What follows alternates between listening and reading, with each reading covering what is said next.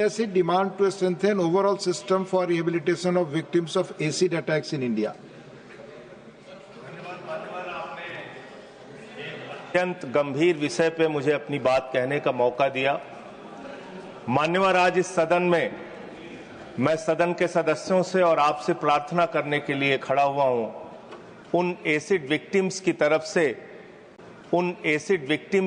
से जो जिंदगी में हर दिन मरती हैं। मान्यवर, वो एसिड विक्टिम्स जिनके बारे में एनसीआरबी का डेटा है, वर्ष 2014 से लगभग हर साल 200 महिलाओं के ऊपर एसिड विक्टिम्स की वो शिकार होती हैं। 80% इसमें महिलाएं होती हैं, जिसमें 30% नाबालिग बच्चियां होती हैं। मान्यवर, और इनके दर्द को जानने का मौका मिला। ब्रेव सोल फाउंडेशन है सर, दिल्ली में काम करती है वो संस्था। उस संस्था के एक कार्यक्रम में मैं गया था। मान्यवर, वहां जो बच्चियां हैं उनको आप देखेंगे तो आपको आंखों से आंसू आ जाएगा। और न्याय मिलने में इतना समय, इतना विलंब। शाहीन मलिक एक बच्ची है वहां पे। मान्यवर, एक महिला है, 16 साल से न्याय की आस में भटक रही है। उसको न्याय नहीं मिला, उसका चेहरा पूरा बिगड़ गया, एक आंख चली गई है। एक अनुपमा और मोहिता बच्ची थी सिवान की, 14 साल की बच्ची, उसके ऊपर एसिड अटैक हुआ। 20 साल के बाद उसको न्याय मिला, जब उनकी मृत्यु हो चुकी थी। वो दुनिया में नहीं थी। मान्यवर, इसके संबंध में सुप्रीम कोर्ट ने 10 अप्रैल 2015 को एक आदेश जारी किया कि प्राइवेट हॉस्पिटल हो या सरकारी अस्पताल, दोनों जगहों पे इनका पूरी तरीके से फ्री इलाज होना चाहिए। मैं सरकार से अनुरोध करूंगा, हाथ जोड़कर विनती करूंगा, उनके फ्री इलाज की व्यवस्था की जाए।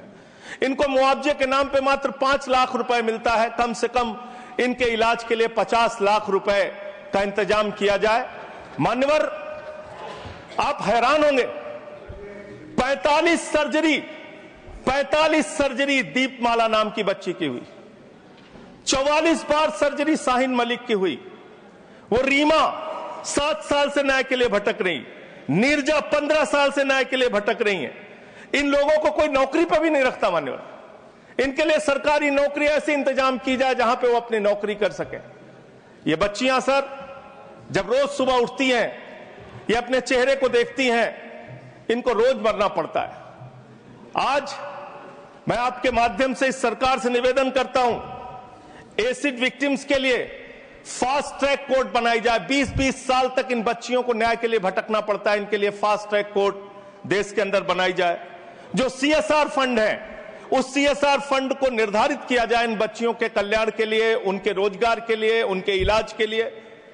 मैं आपके माध्यम से अनुरोध करना चाहता हूं इस सरकार से कि 2014 के बाद से लेकर अब तक के जितने केसेस हुए हैं, उसके पहले के भी जितने केसेस हुए हैं, उसकी समीक्षा के लिए एक केंद्रीय समिति बना के उनकी मदद और इलाज माननीय श्रीमती